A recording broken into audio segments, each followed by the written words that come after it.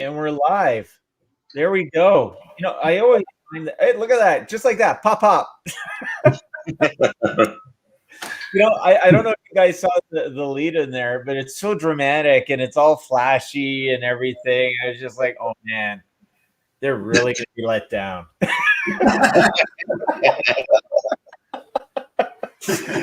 Sorry, ladies and gentlemen, we completely blew our budget on the preamble piece there. After this, it's all dollar bin stuff. All right. Lower expectations.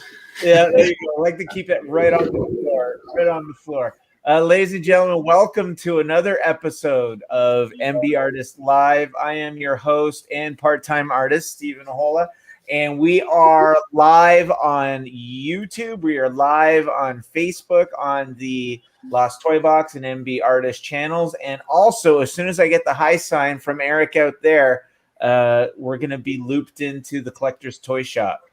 So without further ado, let's introduce who we've got on the board so far.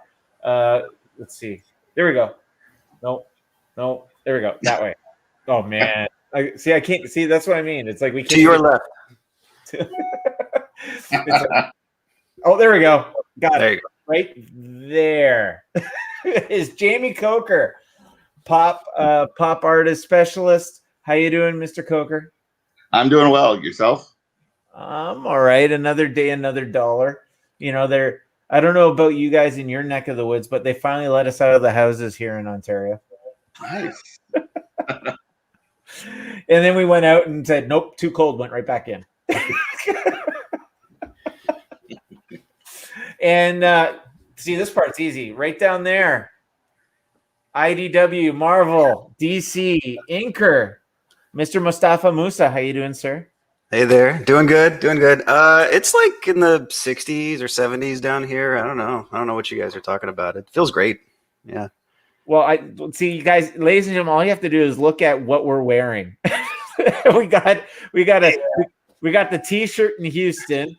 We've got wrong way. We've got the basketball jersey in Minnesota.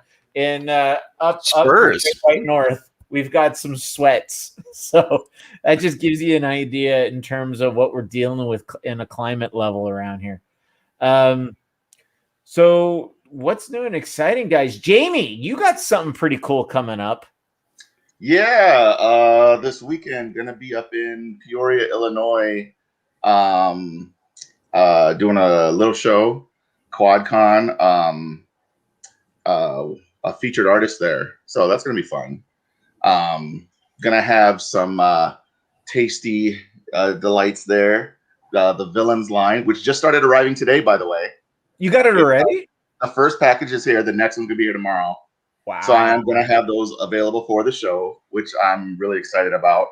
Dude, I tell you, the smaller box with the platinum shredders came today. Yeah. Oh man, I'm digging it a lot. Do you have it within arm's reach that you can show? Yes, it's right here actually. And I like the certificates of authenticity that came with them. That was pretty cool.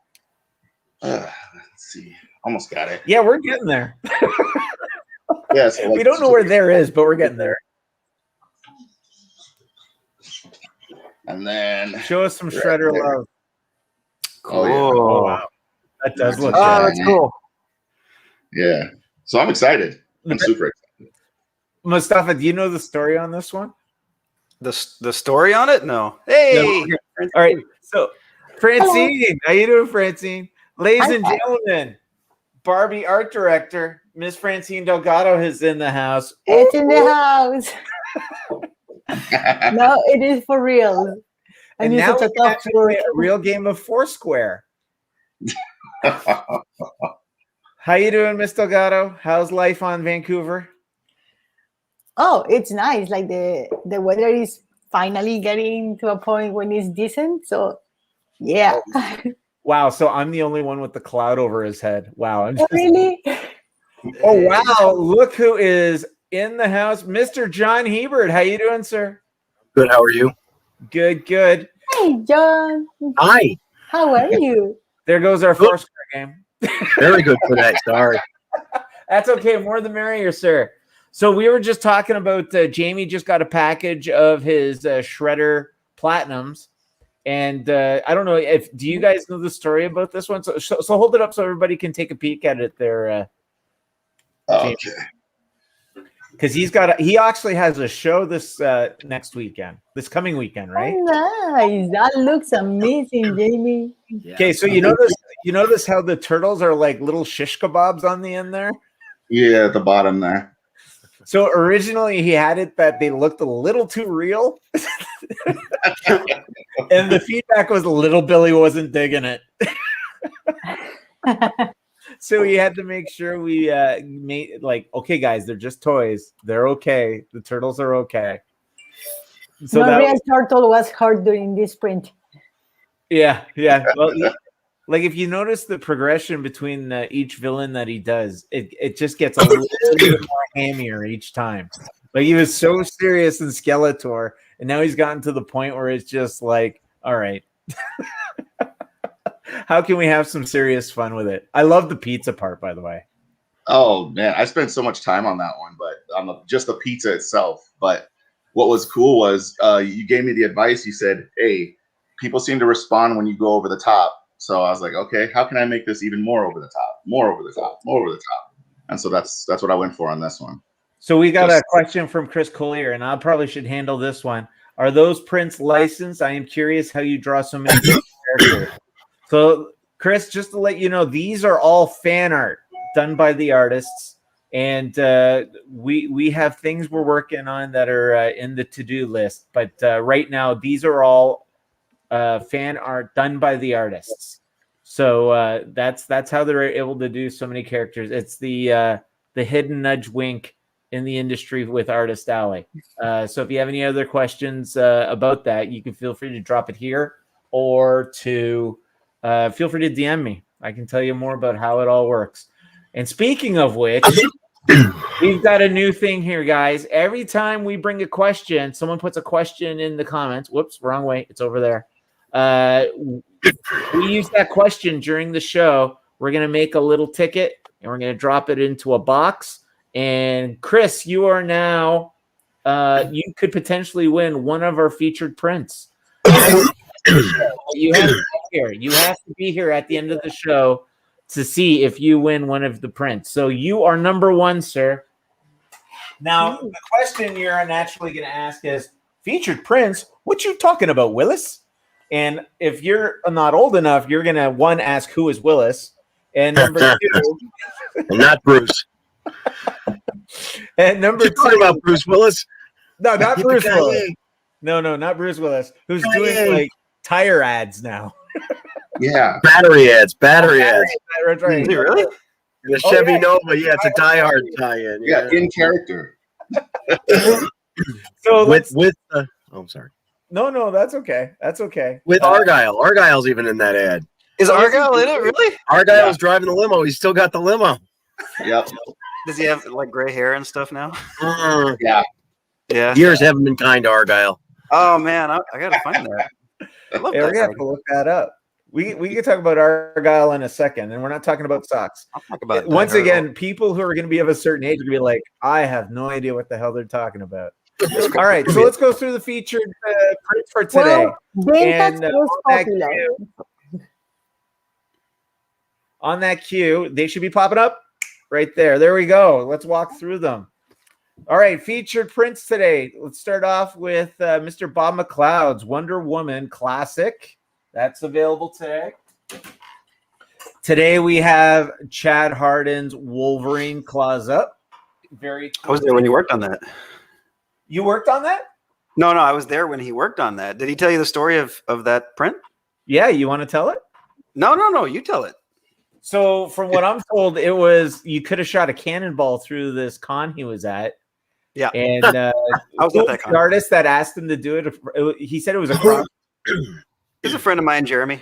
Jeremy? Oh, Yeah. Jeremy. I can't remember his last name. But Jeremy asked him to do it. So he's like, yeah, sure, I'll do a drawing for you. And it turned out, I thought it turned out awesome. He said it was the best drawing at the con. Yeah. I kept checking in on it like every few hours or so. I was like, man, that looks good. It does, doesn't it? Yeah. And like you wish that he did a little bit more Marvel. Yeah, absolutely. Yeah. All right. Next up, we have Miss Francine Delgado's Planet Comics. What's the story on this one, Francine? Oh, that one I really, really, really love. The story basically is like we were doing this take on some Golden Age covers for Planet Comic for a reprint, and I didn't want to just to exactly recreate what it was in the original cover. The original cover was great and everything, but I wanted to give like a different twist because it was basically kind of the same composition, but very old school. There was this distressed damsel in distress lady with a red dress in the middle of the space. Why? I have no idea. And she was just being held hostage by these lizard monsters. And she has a gun and everything, but she wasn't doing anything. She was just like helpless, like, oh, help. So I was like kind of feminist mad at that. And I was like, no, like, I'm going to have this woman fighting back. She's not just going to be there like, oh, help me, someone. She's going to be like a very bad kick-ass and going to be like fighting back with the monster. And that's why I decided like to put her feet on top of the lizard guy and being fighting, and just giving like a fair fight instead of just damsel in distress. That was my 2 cents. There you go. And I just showed for everybody in the audience. So these are our Golden Age tributes. We do one a month, and this was our series 1. And as you can see, there's the original. And we said, hey, Francine, let's give it a little bit more of a modern twist. And that's what she came up with. But it wasn't just her. She wasn't the only one. Mr. Coker, you did one too. Yes. What's the story, Morning Glory? The original cover was kind of cool. I thought the villain looked a little, what's the word? A little dorky. So I wanted to make him just look a little more menacing, and I wanted to ramp up the drama and add more a sense of like impending doom. I don't know what it is with me and bad guys, but I just wanted the bad guy to look a little more like he's about ready to have his way with the heroes on the cover, future victims, as I like to call them. Well, you're wearing a Spurs jersey, so that's the bad guys for me. So. You guys keep winning, man. There's a story behind the jersey, though. There's a story. Yeah. But yeah, that one was just fun to do. I liked the kind of octopus arm thing to it, and I just rolled from there. So just real quick, it took me a while to find it, but I found it. There's the original. Here's the extra spicy. And if I say it once, I'll say it a million times there, Jamie. I just find it so awesome. Like, you're the most likable. You're a walking Care Bear, like a giant Care Bear. You love bad guys.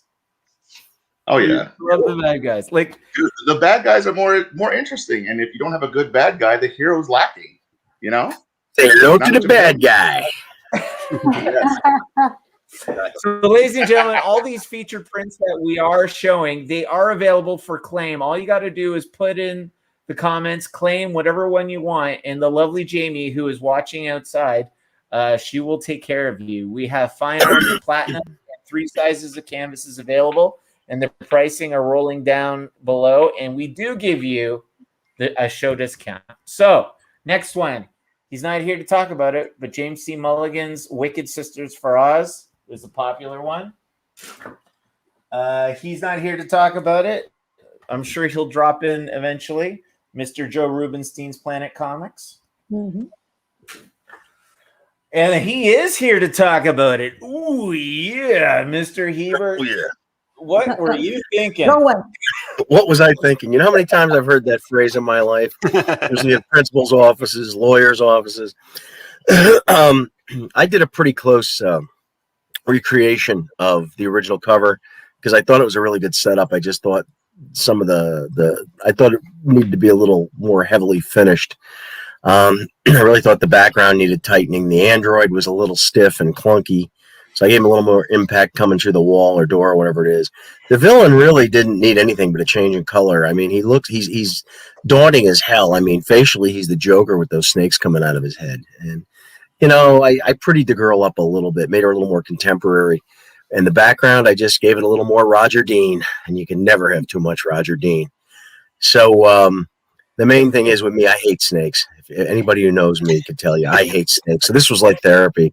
So you know what? This is like, G. Gordon Liddy. He was afraid of rats, so he ate one. He was afraid of thunder and lightning, so he chained himself to a tree in a storm. Well, I chained myself in my studio and drew snakes. So that's my story.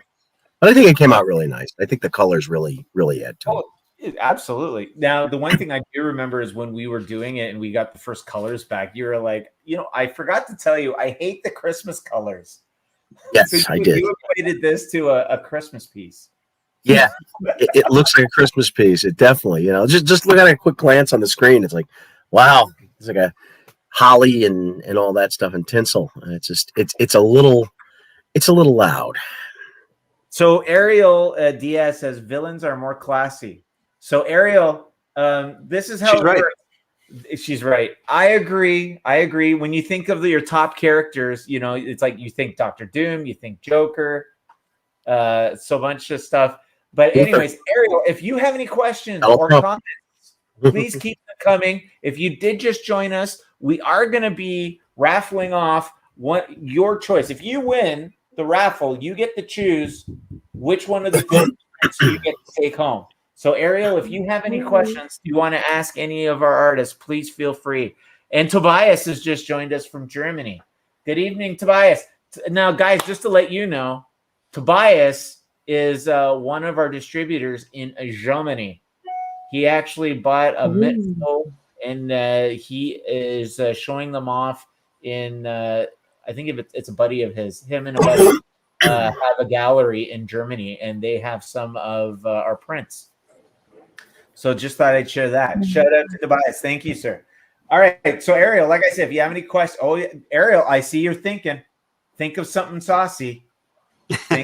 Saucy. All right. So there we got that one. Now we got two left. And of course, That guy. Yeah. Thanos. And speaking of this guy, after you talk about what you were thinking for this one, I got something real funny I want to show everybody that we can talk about. But anyways, Okay. Go ahead, sir. Yeah, I've probably told this story before, but so I first had the idea to do it back 2016 or so. I knew he was going to be ramping up to be the big Marvel bad guy. So I always liked the story in the comics of Thanos and Death, Mistress Death. And so I wanted to really focus on that. The movies didn't, but it didn't matter. So when I did laid out the stuff, I was like, I want to make sure to have Mistress Death in there. And so without fail, almost every show people ask, or people comment, they're like, oh my God, that's Thanos and Skeletor. I love that. And I'm like, why not? Yeah. I even had the voice actor at one of the shows, the original voice actor of Skeletor is like, I'm his assistant. He can sign it for you if you want. And I was like, okay, maybe, I don't know. We'll talk. What's funny is it was a pretty big selling print before the last two Avengers movies, and then when he does kill half the universe, he got way more popular. And then when he tries to kill all of the universe in the last movie, he got even more popular. And for a time there, it was like at least in my top 2 or 3 bestsellers. And you can see him. Where is it? Right there. Yeah, there it is. Cool. You have the canvas up. That's awesome. Yeah, we actually sold 27 by 40 of this a couple weeks ago. It is now residing in a collectibles shop in Kentucky. Kentucky, nice. Kentucky. I have family in Kentucky.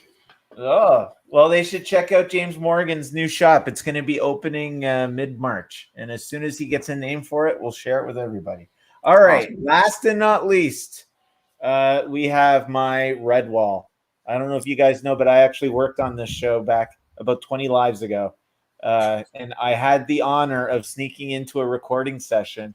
The villain's name was Slagger the Slayer, and he was voiced by the legend Tim Curry. And he was doing a voice. Rocky. Yes. Yes. Under the rock myself. Anticipation. But I was a young lad back then, and I got to sit in the back and listen to one of his. And I guess I said something. I was a little loud. And he was like, "Quiet back there, will you? Quiet. I'm working." And so that's my. I'm voting. Quiet back there. Quiet. I'm working. Yes, sir. Is there Yes, a Tim cooler Curry, way sir. of being told to shut up than by Tim Curry? I mean, really. Is there a what? Yeah, I think that's an The honor. rock himself. Yeah. Dr. Frankenfurter. From that point on, I it was my goal to have a list of celebrities that have told me to shut up. Why? Why not? What a You pity know? day. Yeah, like I just wanted to see the Grinch grin. Like if there's one person that missed the mark, he should have been the Grinch. Like just that transition in Home Alone 2 nails it. Yeah, wasn't the rumor he was going to be the original Joker in the Michael Keaton Batman until Jack Nicholson said, "Nah, I want to do it." He was one of the candidates, yeah.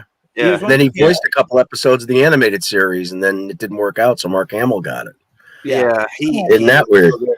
yeah, he would have been so good too. Oh my God, yeah. Yeah, but he was creepy. Tobias says, "That's right. My friend deals in Star Wars items. We got some pictures from Jaime and Mostafa last week. We offered them in live sales at the weekend. The platinum prints were sold out after 30 minutes. Now we only have the fine art prints left." Well, you know what jumps to my mind there, ladies and gentlemen? You need to Order more. order more. Yeah. The response has been amazing. All right. So it looks like Mostafa and Jaime are the new David Hasselhoffs of Germany. Oh my God! What an honor. As long as I Hey, get don't the hassle the Hoff. Yeah, I just want the car. Car is amazing. You're gonna have to fight me for it. I want that car too. Yeah. I have that car. Can't go wrong with the Trans Am. Well, I have the Camaro. It's the same thing. There you go. Yeah, but I wanted with kid inside with the talking EI or whatever. Okay. My last car I named Kit because of my fandom of that show. Yeah. Yeah. Oh, man. All right. But I don't have cars here in Vancouver because nobody drives. But back in Costa Rica, I also used to name my cars. Yeah. So here's an interesting question. If you could pick any personality to be in your car, who would the voice be? Jaime. Oh, Sam Jackson. I was thinking that. I mean, it seems obvious to me.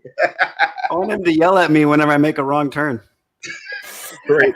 Get these mother bleeping snakes out of this mother bleeping car. Oh, yeah. Mostafa, did he just steal yours?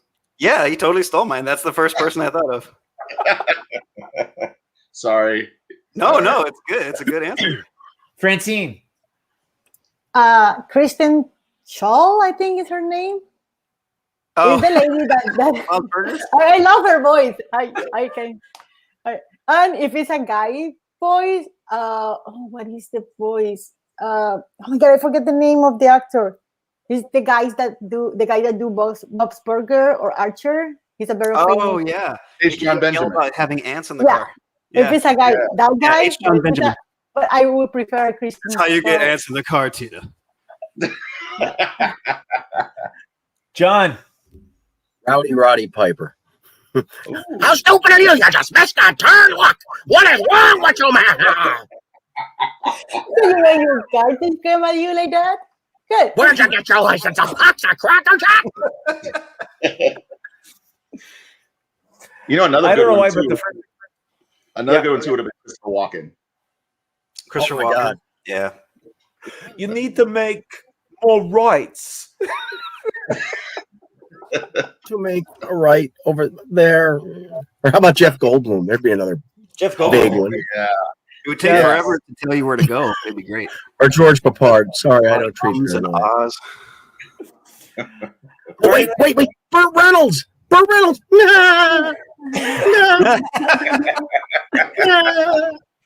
Guys, if you're listening, if you Trans have, Am as well. who would be your voice that you would put in your car? Drop it in the comments below. And we're still looking for questions. If you do have any questions, drop them in.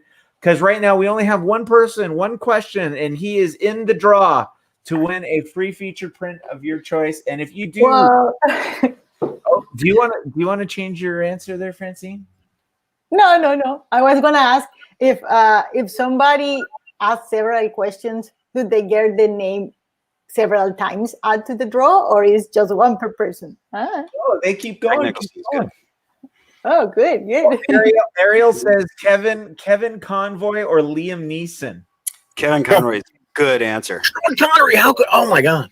I'm gonna steal that. Kevin Conroy, yeah. Batman. Yeah. Way to go, Ariel. And Chris Collier goes Macho Man. Oh yeah, like the driving skills. Dig it. That would wear me out. Oof, Well, what if you had Ric Flair every time you make a turn? Woo! I think that would get old real fast. Oh, you think? Okay. Yeah. You think Roddy Piper would? What about Danny Trejo? Doesn't he have like Danny Trejo would be great. Imagine your car talking like Danny Trejo. Yeah. I don't know if I would be scared of my car or not. I tell you what, I got sick of Val Kilmer as the voice on the redo of Knight Rider. That was annoying after about the rest of the country, I think. Yeah. So there's another question. So let's start with worst redo ever. John, you just did Knight Rider. Pretty bad. It's bad. Wait, I can one up you on that one. Okay. Route 66's redo about 20 years ago. That thing was I think it lasted 3 episodes. It was terrible. And I think you guys are too young to remember the original. The original's a classic. And that's probably why it hasn't been redone since. Francine, you got that thinky face going. Yeah, I'm thinking about which one I hate the most. So you can go first while I sort it out. All right. Mostafa, you look like you got one teed up. Yeah. TV, movie, anything? Anything. Worst redo. So I'm just gonna say unnecessary redo. Ghostbusters. Oh, I yeah. love Ghostbusters growing up, and all the people attached to that movie I like. I like the director. I like the actors. Man, that movie didn't come together. Yeah. No, but is everybody excited for the new one coming out this summer? Yes, cautiously optimistic. Yeah. I mean, it's the director's son. That's cool. Yeah. And The DNA is there. Yeah. Yeah. And they're definitely framing it. It's not a comedy. They're not framing it as a comedy. I'm sure it will be. There'll be humor, like Stranger Things has like funny moments, you know. Right. Yeah, like the original one wasn't a comedy, but it has a lot of comedy on it. Jamie, worst redo ever done. Oh my gosh, there are so many bad ones out there, but I would argue probably the Nightmare on Elm Street remake with Jackie Earle Haley was a bad one. Oh yeah. It was emotionless. Yeah, it didn't have any juice to it. Like his performance wasn't bad. It wasn't fun. Yeah. And I like Jackie Earle Haley. I think he's a great actor. But it just didn't have any fun to it. Yeah. Mm-hmm. Exactly. You ready for it? Oh, I heard from Bob. He said he'll be joining shortly. Oh, cool. Yeah. Awesome. I cannot think on horrible redos. I'm just thinking on the ones that I like now. I think it's the opposite, but like, damn it. Like a good redo. Yeah. Let's do positives. Good review then. Yeah, one that I think I really like is it's for an animation series called Voltron. I used to be a fan. Look at that.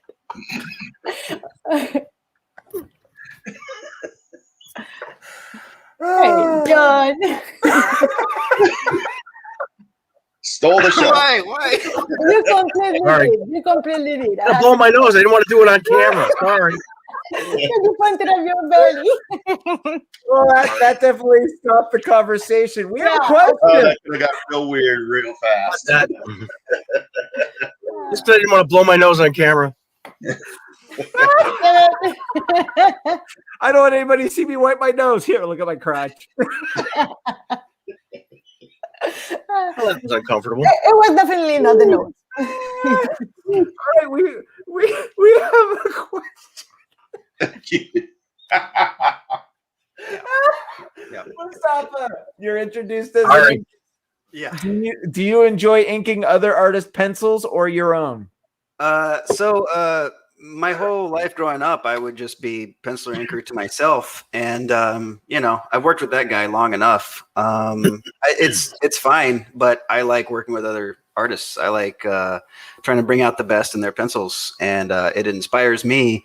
While my own pencils are just kind of a means to an end. I don't spend a whole long time on them, and I spend all the time in the inks anyway.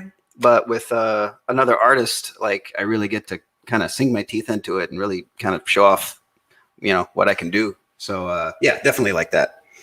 And if I can leverage off that, I've actually had Mostafa work on one of my pieces, and he takes your original concepts and he gives it a tweak that you didn't even think about.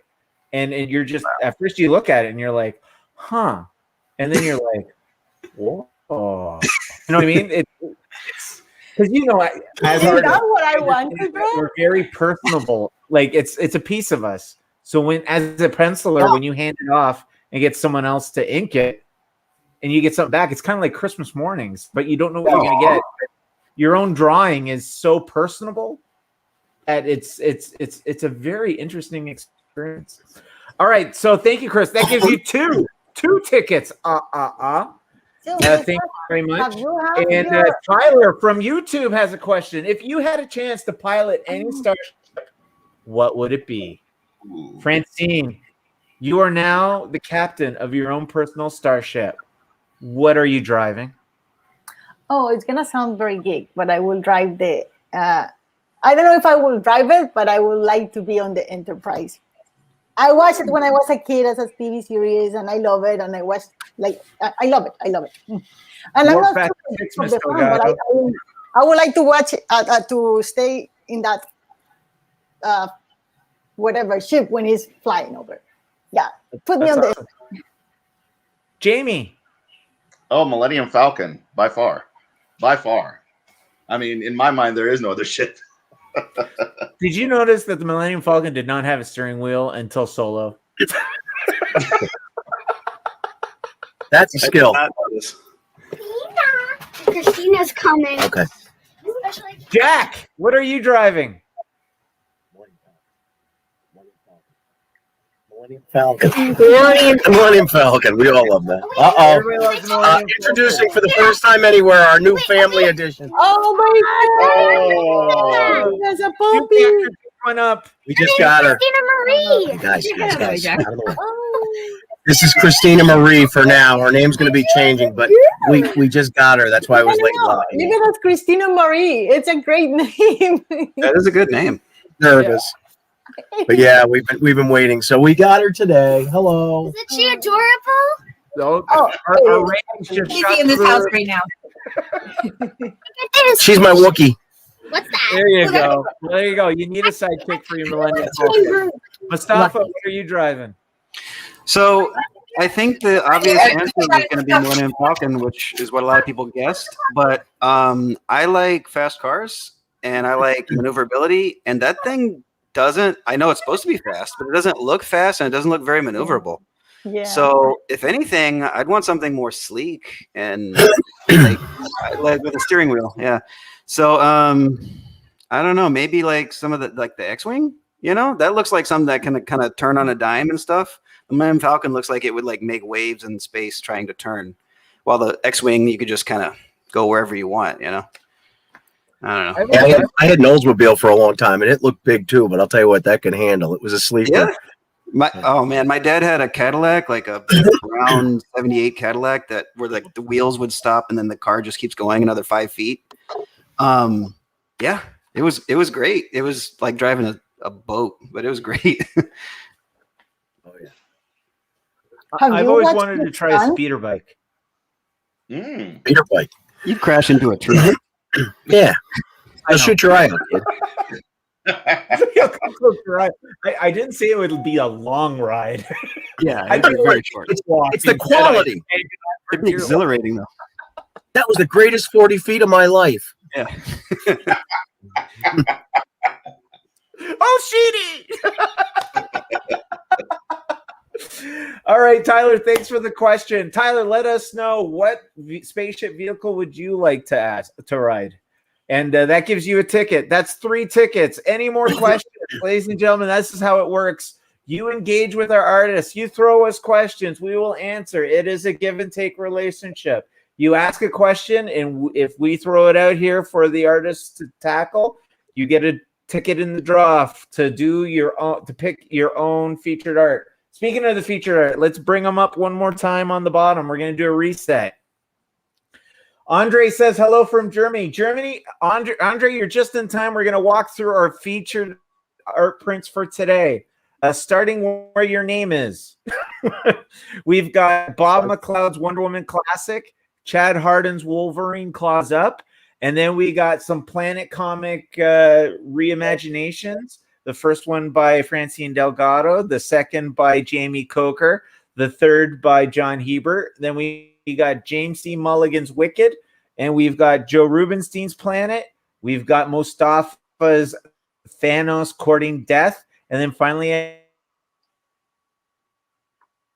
we got some Red Wall. If any of those strike your fancy, just drop a claim in whichever one you. James, who. But we lose him? Who wants to pretend to be Steven for a while? I got the hat and glasses. Well, I'm going to be talking again about faster chips because now that you were talking about racing cars and that, I was watching this series called The Expanse that is on Amazon. And they have some of the most amazing like spaceships designs that I have seen for TV.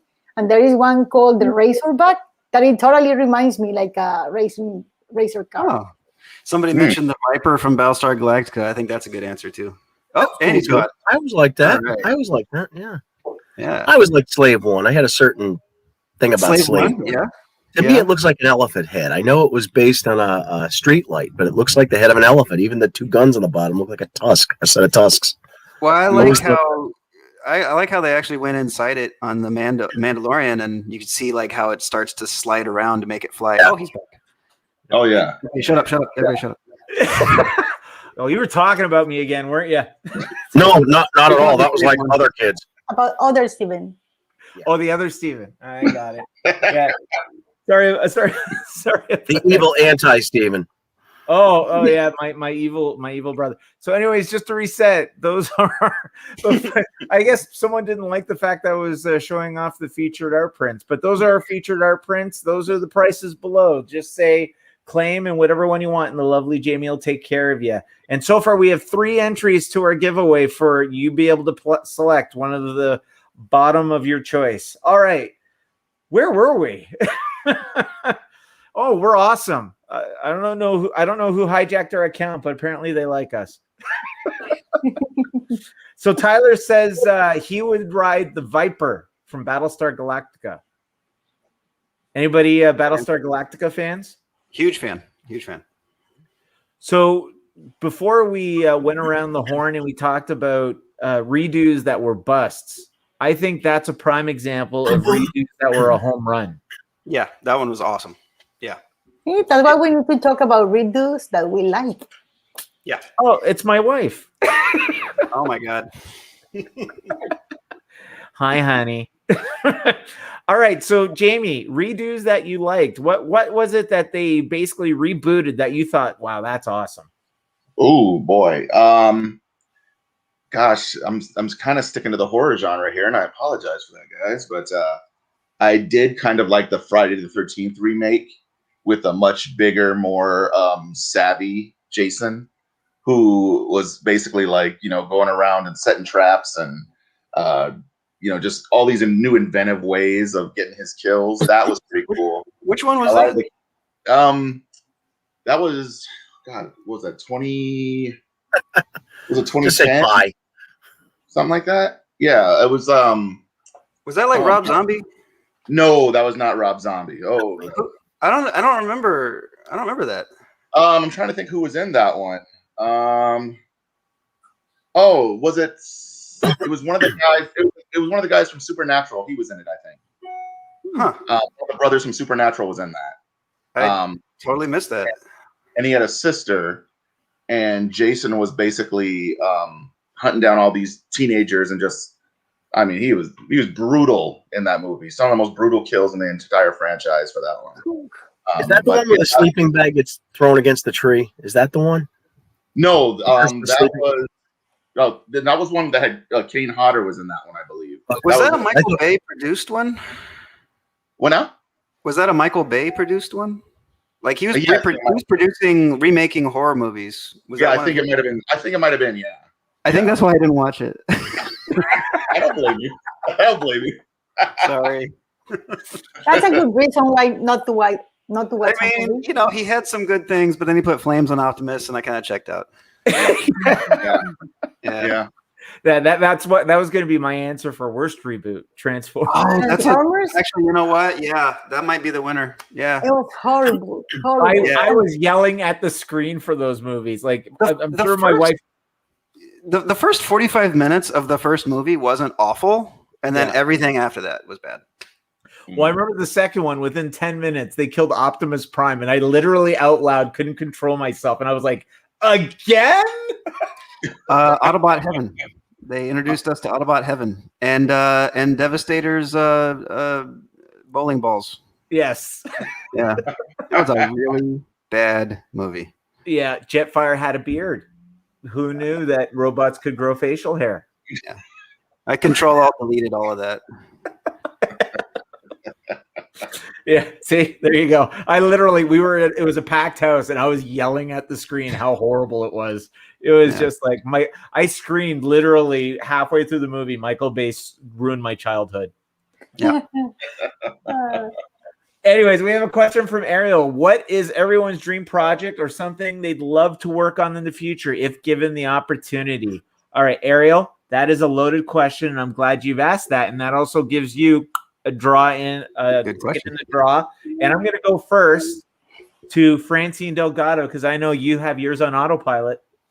Yeah, but I always told about the same thing. So my dream project is, and you guys already know it, it's create a comic based on Leon the Professional, but it's like a sequel. It's like once the movie ended, remember the little girl Matilda? She grows up to be the new professional now. So that's like a dream project that I would love to work in it. Like it doesn't exist, and I would like to pitch it up, go to Lou Besson and tell him, "Hey, look at this. Do you want to do this?" But yeah, it's like a crazy dream project, and I have told this a couple of times now. John, I know you got yours on cue too. I have a Batman story I would love to do, but we've said that so many times. Let's shake it up a little.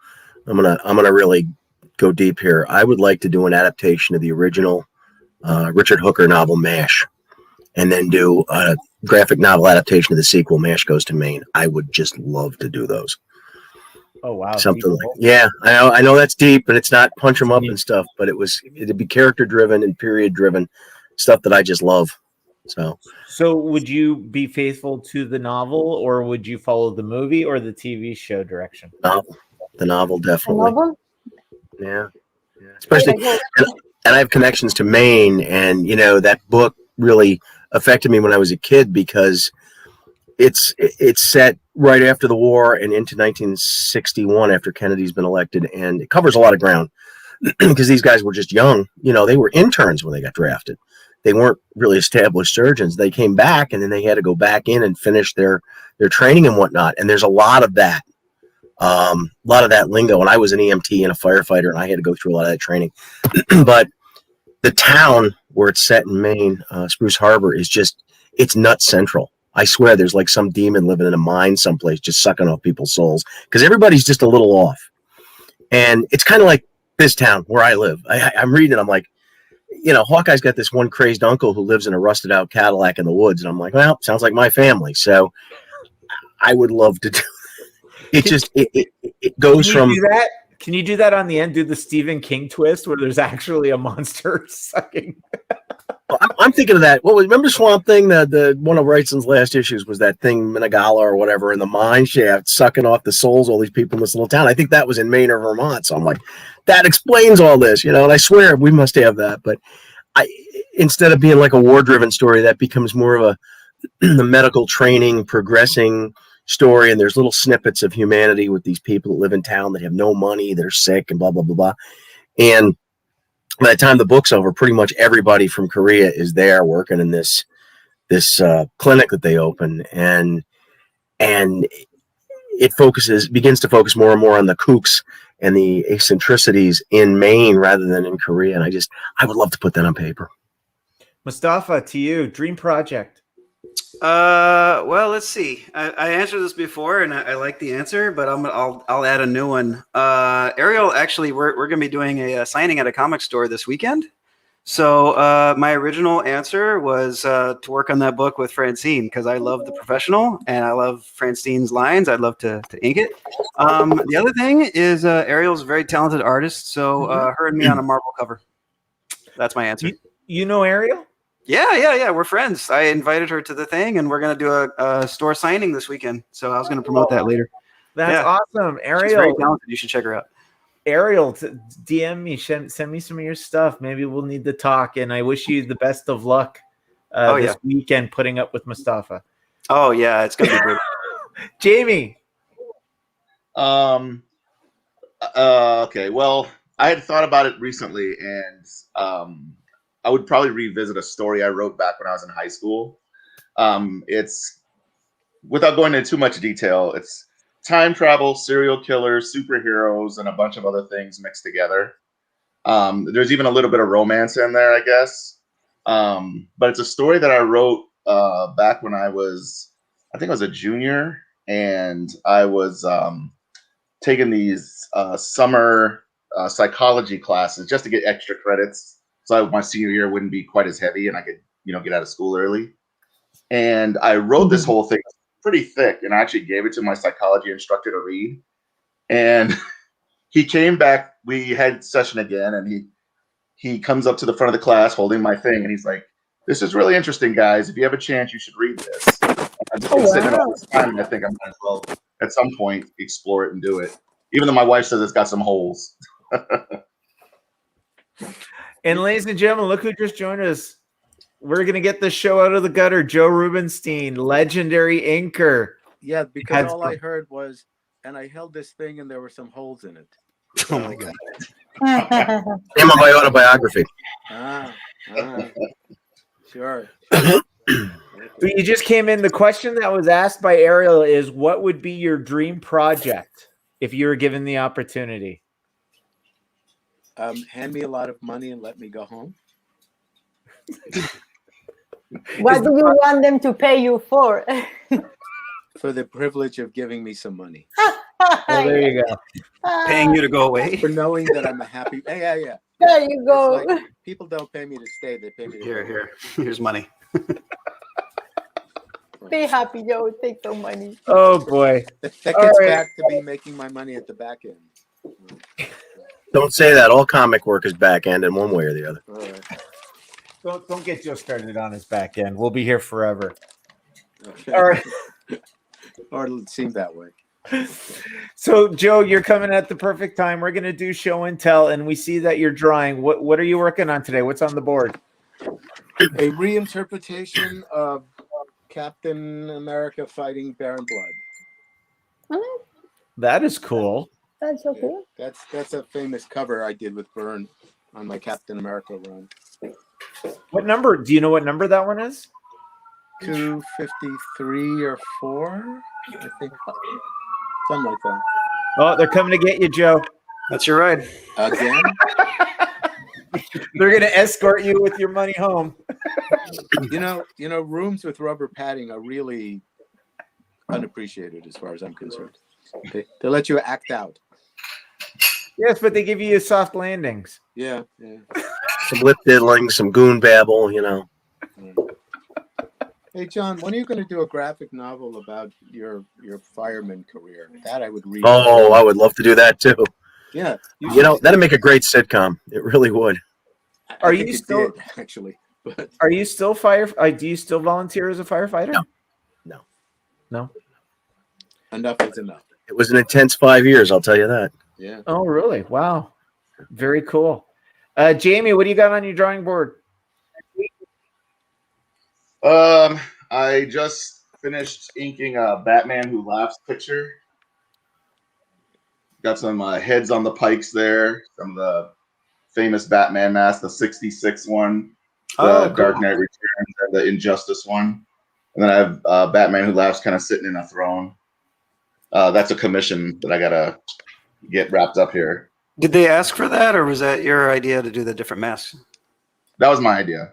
Awesome. Very nice.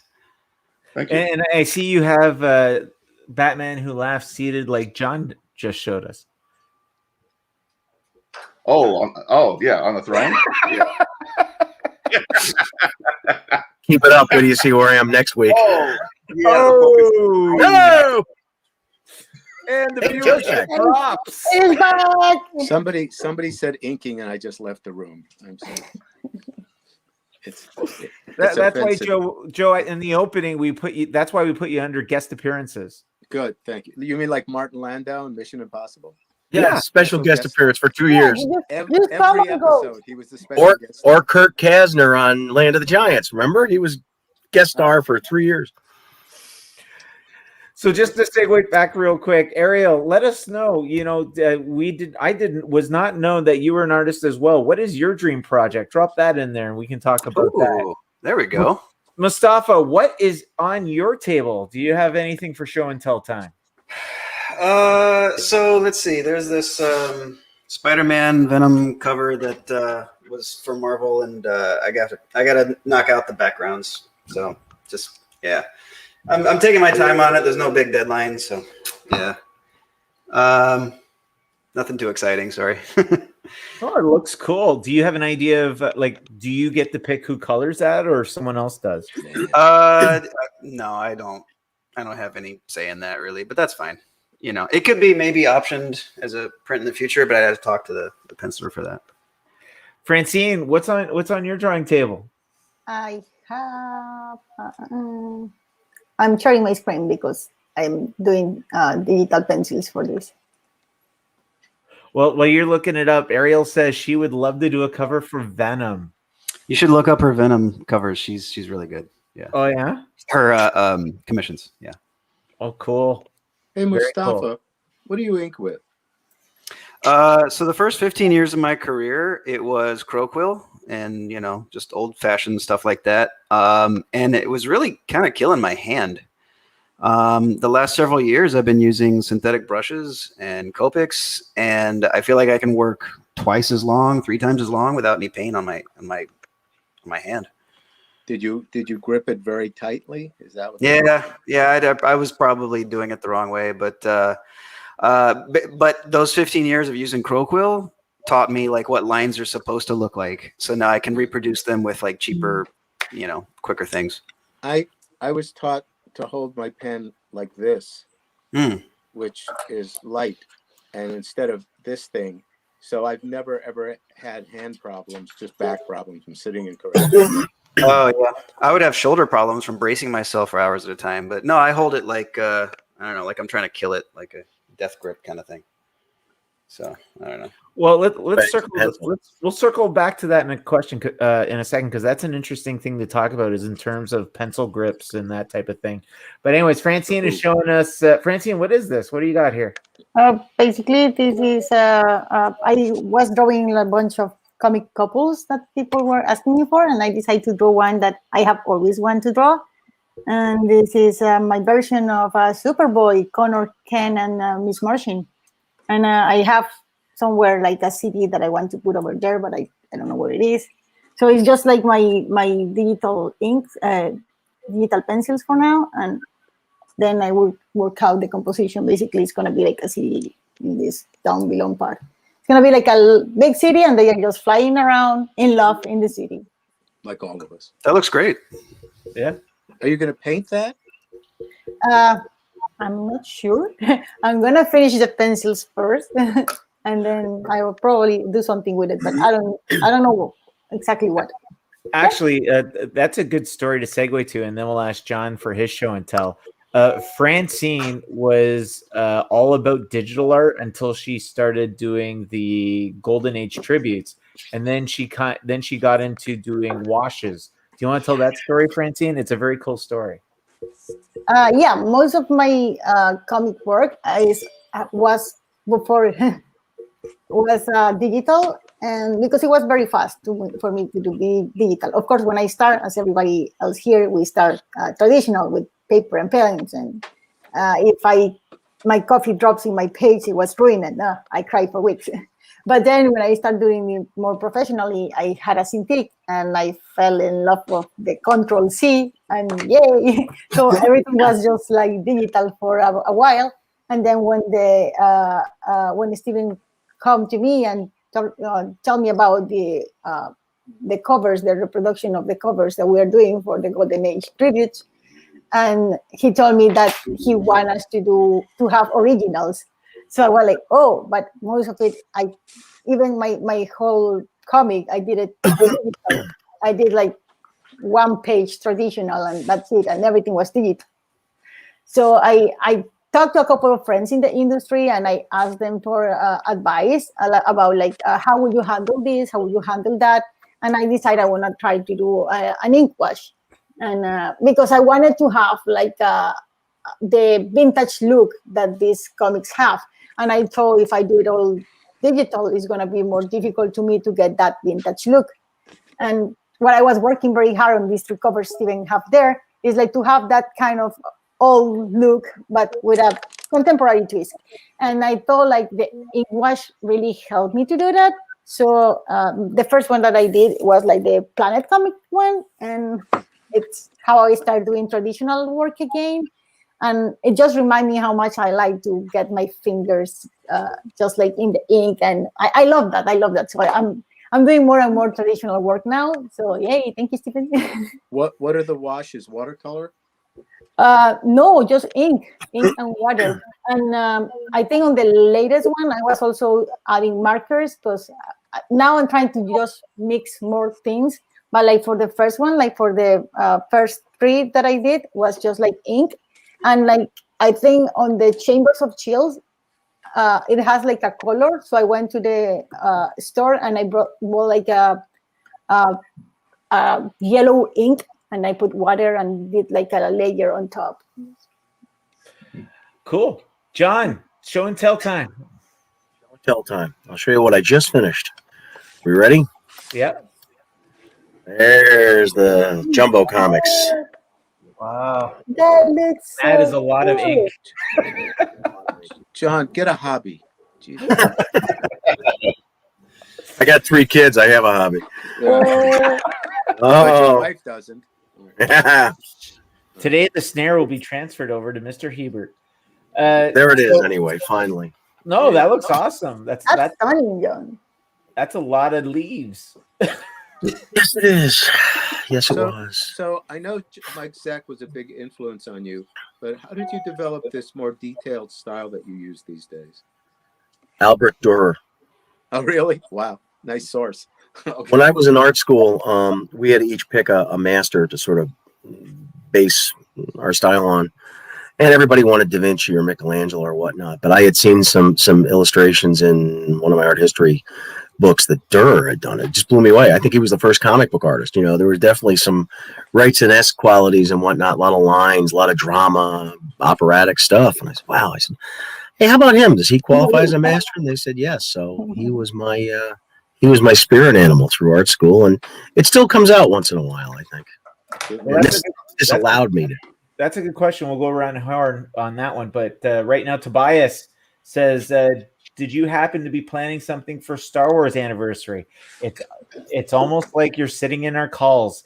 Yes, we are. We are going to be teeing up Series 5 to coincide with May the 4th be with you.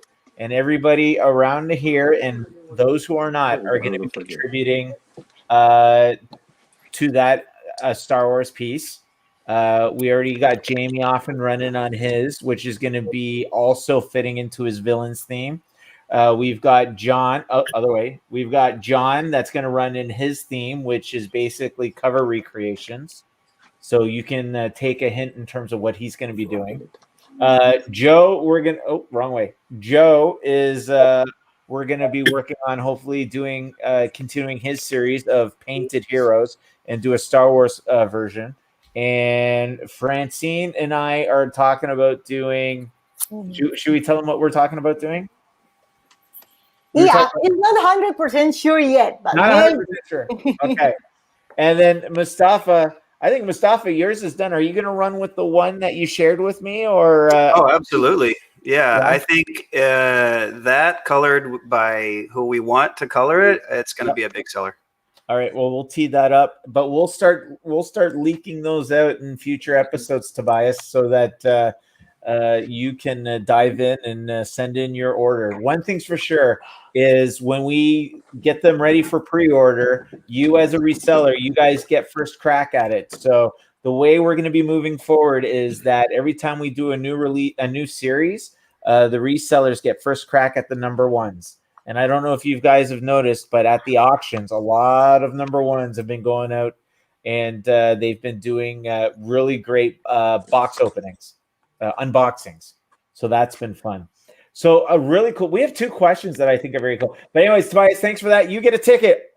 Drop it in the box for the end draw. Ladies and gentlemen, just to reset, it's 4 o'clock. We have 2 very cool questions that I'm going to want to circle back to, but we're going to do a reset. My name is Stephen Ahola. Welcome to MBartist Live. This is where we you get to hang out with the artists, and you can ask us questions, drop comments, and we do little show and tells and industry talk and all that type of stuff. Going around the horn. Now that I am the monkey in the middle, let's go this way. We've got Jaime Coker, pop artist specialist. Above me is Mostafa Moussa, inker for Marvel, DC, IDW, and I think pretty much around the horn. We've got over here Francine Delgado, Barbie art director, and I'm dining on that until it's done. Over there is John Hebert, X-Men adventure artist. Over here, over here is legend inker. Infinity Gauntlet, Joe Rubinstein, and look who just joined us for the 4 o'clock hour. Mr. Bob McLeod. How you doing, Mr. McLeod? Hello, I'm Bob. good. How's everybody else? Let's go around the horn and find out. We've been having a fun time. People have been asking us questions. We've been showing off artwork and all that type of stuff. And we're glad you could join us. So we're just doing a 4 o'clock reset, and we're glad you could join us. So Bob doesn't know that every time, Bob, just to let you know, we have our featured art prints that we're going to go through. All right. And also, we're doing a draw. So every time someone asks a question and we bring it up for you guys to answer, we drop it. And then at the end of the show, we're going to draw for a print of the winner's choice, but they have to be here. All right, let's walk through it. And you can actually tell us, what's the story on this one, Bob, since you're here? That was a little sketch of Wonder Woman that I did in colored pencil and marker in the back of someone's Wonder Woman bound volume of comics. It was only maybe, 6 by 8 or 9? 5 by 8 or 9? It was small. But then I blew it up to make it into a poster and added a background. And there it is. You know what the funny thing is? You blow it up to make it a poster, and then I blew it up to 40 by 60. I know. It's amazing. So here's a cool thing. The cool thing I love about this one is if you look at it really, it's not going to do it justice, but you can actually see your pencil crayon strokes in the Wonder Woman piece. Imagine the 40 by 60. Yes. Yeah. So there you go. So this is available. There's Bob McLeod's. And then also we have Chad Harden's Wolverine Claws Up. We have Francine Delgado's Planet.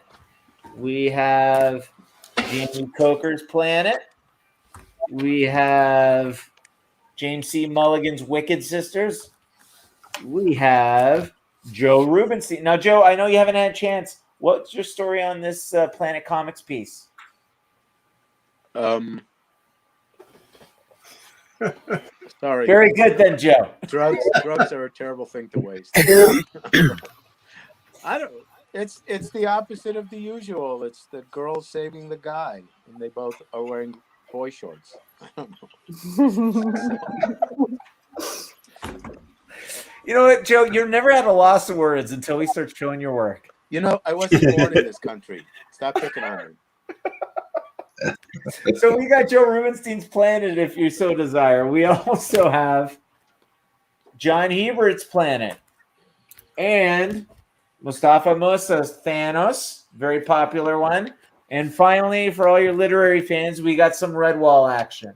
So if there's any prints there that you so would like, just write claim and what print, and the lovely Jaime outside will take care of you.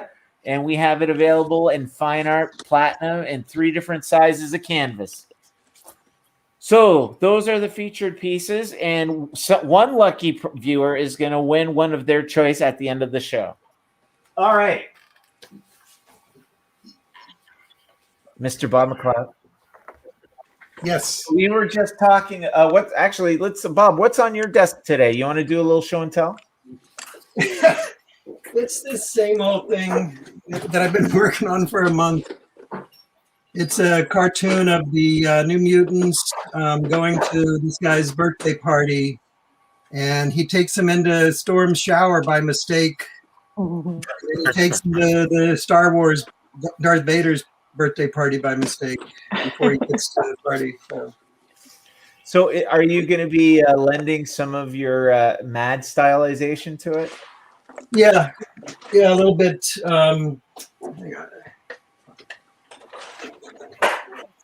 It's 2 pages. Here's the first page. Go away. Very cool. So, why are you working on it for a month? Because I've got a lot of other stuff going on, and these days it's just hard to get myself to work. Apparently, Joe's waiting for someone to just give him a bag of money so he can go away. So. Still we all are. We all are. Oh, Francine, what do we got here? Oh, it's a part of what I was telling you before, like some of the other couple characters I was working on. Yeah. And the one that I showed you, the sketch one, is to do something like this, but these were like done very quick and fast. And the idea of this one was just like to have like silly, nice, intimate moments between some comic characters.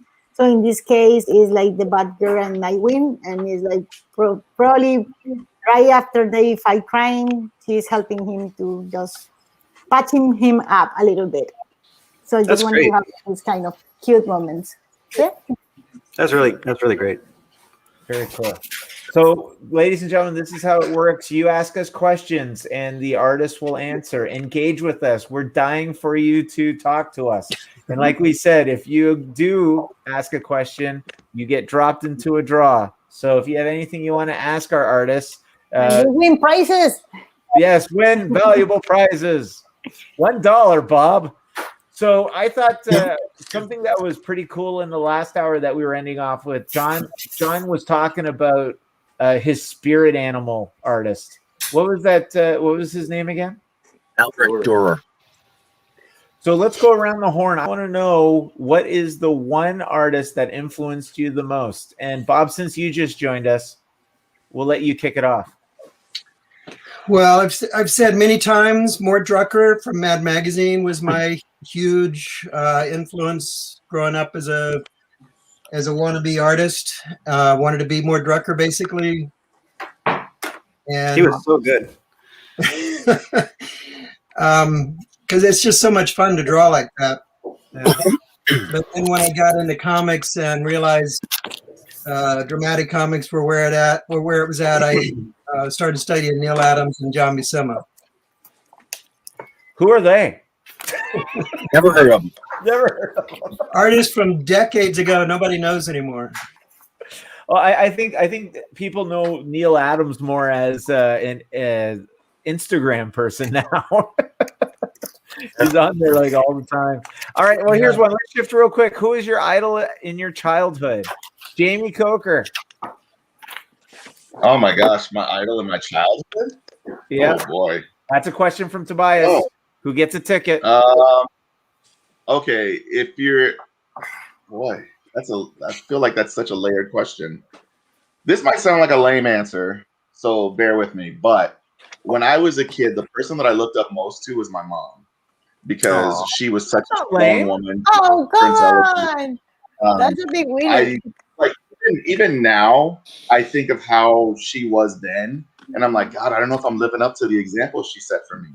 So, like anytime I undertake something, I always think of her. I always do. That's awesome. She was That's not lame. I was raised by my mom alone. My dad died when I was just a baby, so I understand what you're saying. My mother was my hero, and I think of her every day. I'm just glad she got to know her grandchildren, and I'm glad her last vehicle was her Cadillac. She always wanted one, and that's what she had. So she was truly the Iron Lady and my hero. So Jamie, we park our cars in the same garage. Jamie, you're not saying your mother was an artist, just that the woman she was inspired you to work the way you do. Oh yeah, I mean, yeah, she could draw a little bit. My grandpa could draw. She could draw a little bit. It kind of passed down to me, but like she was super hyper intelligent. She was like worked on political stuff when she was in college. She was a model. She was, raising my brother, myself, and my sister by herself. Yeah. She was like one of the youngest executives at the company she was at. She was just bound and determined, and man, I think of her and I'm just like, gosh, man, she was powerful. She was just so powerful. Right. Okay. Thank you. Dude, that's not lame at all. If anything, I think that's probably one of the best answers you could have. Just to say that your parent was that level of inspiration for you just sets the table for when you're a parent. And I could say that firsthand. I got 4 girls myself, and I think my wife will tell you I run myself ragged trying to burn ends at every end of the candle. I'm trying to look for a third end. It's just not there. But that's an awesome answer, and don't let anybody tell you otherwise. Francine. Oh no! After that answer, if anybody else says something else besides their parents, we're gonna sound like assholes. Totally. All right. Everybody agree. Childhood, okay. mom. I just want to say my inspiration was Jamie's mother. Jamie, okay, well, here's an important question. Jamie, you still talk to your mom? Yeah. Not as often as I probably should or what have you, because life or whatever, but off and on, yes. Yeah. All right, so that's just a note. Everybody here has to make a promise. If you can, talk to your mom. Talk to Jamie's mom? Talk to Jamie's mom. Jamie, can you please DM everybody your mom? Yeah. Can you give us her number? Yeah, please. Until my mom passed away. I'm sorry. Next week's meeting. Steve, I've got a question. Until my mom passed away, and it'll be 5 years next month, there was not a day that I didn't talk to her or see her. I always made sure I checked up on her and whatnot. And that was just, there was no not doing it. I mean, we had that kind of close family relationship, and she was, as Jamie said, just an inspiration too. So that's awesome. You know what? I also find out that guys has a way better relationship with their moms than women for some reason. What are you trying to tell us, Francine? that I would love to call my mom every single day, but I'm just stupid and I don't do it. And look at John. He's saying that he used to do that all the time when she was alive, and I don't want just to wait until she's not alive and I'm going to start saying, why I didn't call my mom. So I should call her more. So thank you for the example, John.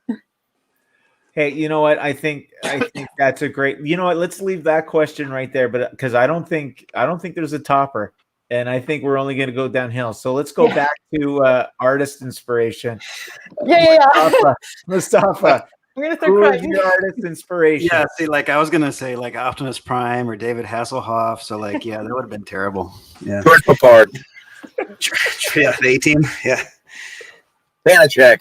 The real stuff. Artist inspiration, Mustafa. Artist inspiration. You said one, but I can't imagine just answering with one. But as a kid, I grew up in the 80s, so it was Jim Lee and Todd McFarlane. Just smashed them together, and then I discovered Brian Boland and Neil Adams, and discovered what I can actually do with lines, and not just filling up with detail, but like the purpose of the line and why you do it.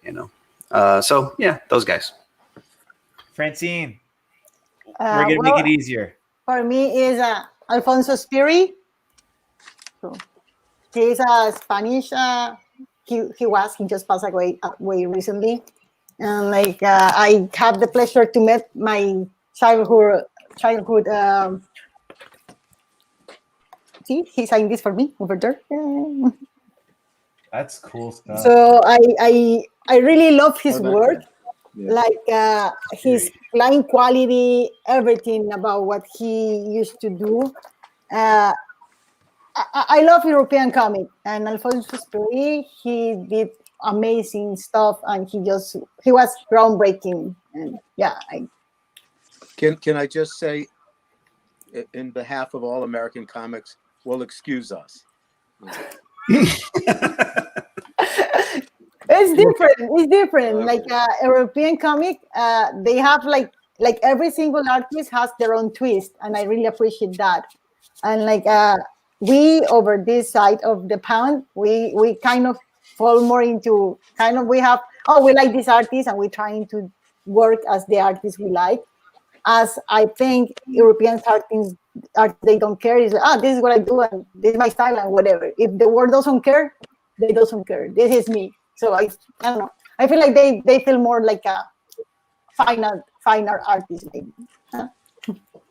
So let's jump over to Joe. Joe, other than ruining Bob McLeod's style, who inspired you? By the way, I have met some European artists, and they are twisted. When I was a little kid, I wanted to be real. I wanted to draw exactly what was in front of me. And apparently the guy in comic books who was doing that the most was Neil Adams. So that's who I became enamored of. And then when I got access to his files, I found out who he was influenced by, which was Stan Drake and Wally Wood and Joe Kubert. And that, Dick Giordano is my first big influence because he was affiliated with Neil. But I mean, then the Filipinos came along, and Zuniga and Alcala blew everybody's mind. And then I was sneaking a little bit of Nebris in. You know who my very first favorite artist was? The first one I copied when I was a kid? Ernie Chan. Oh, I just loved his stuff. I loved his stuff. What about paintings, It Joe? makes sense with the amount of details you put in. By the way, I was Wally Wood's assistant, and Woody said that if he had known he was going to be stuck with that style the rest of his life, he would have drawn like Charles Schultz. So. What about your paintings? Who influenced you in your paintings? Only the best anti-Semites. Oh my gosh! First, I started with Delgado, and it's Woody once said to me. Woody said to me, an anti-Semite is somebody who hates Jews more than he should. So, no. Total silence. I love it. Wow. Excuse me 1 second. Good night, Brooklyn. we lost Brooklyn for a while. I think Joe is single-handedly going to get us in Facebook jail. Good night, West Palm. Right. Goodbye, Boca. Right. Good night, Boca. Right. So anyway, well, my stuff was influenced by Delgado, and I studied with a guy named Bert Silverman, who was known for doing the Aqualung album cover, which people under 60 know about, and lots of Time magazine covers. But nowadays, my primarily painting influence is a guy who I started with in high school named Max Ginsberg, who did illustrations for about 25 years and then retired. And I also studied with a guy, he has a blog and a page and books called Nathan Folks. And when I started to do watercolor with Nathan about 10 years ago, and charcoals, it totally changed my work. So, but you know what I found out about style? What? Stop trying to have one. Just see what comes out. Mm-hmm. It's very cool you say that, because Francine and I had a conversation yesterday about the differences of style in terms of when your background is in animation versus illustration. Now, when you're in illustration, they're all about trying to find your line, your look, your motif. Where in animation, they literally try to beat the personality out of you, because they say, if you want to have a job, you need to be able to adapt to any style. You have to be a chameleon, basically, a chameleon style. Exactly, which I think in and of itself, like in terms of my influences, like my influence was Glenn Keane, who is a big animator at Disney, who worked all Aladdin, Tarzan, you name it, he did it. He's also a big gun in Pixar. But if you even look, if I can watch Aladdin and I could tell you which animator worked on which scene. So even though we have the chameleon, even as chameleons, there is an identifier in there that differentiates the different animators. So I thought that was very interesting. Yeah, well, with my ink style, most inkers are very dominant.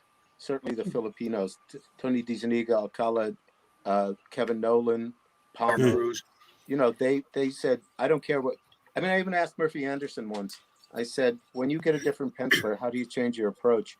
And he said, I knew this was going to be the answer.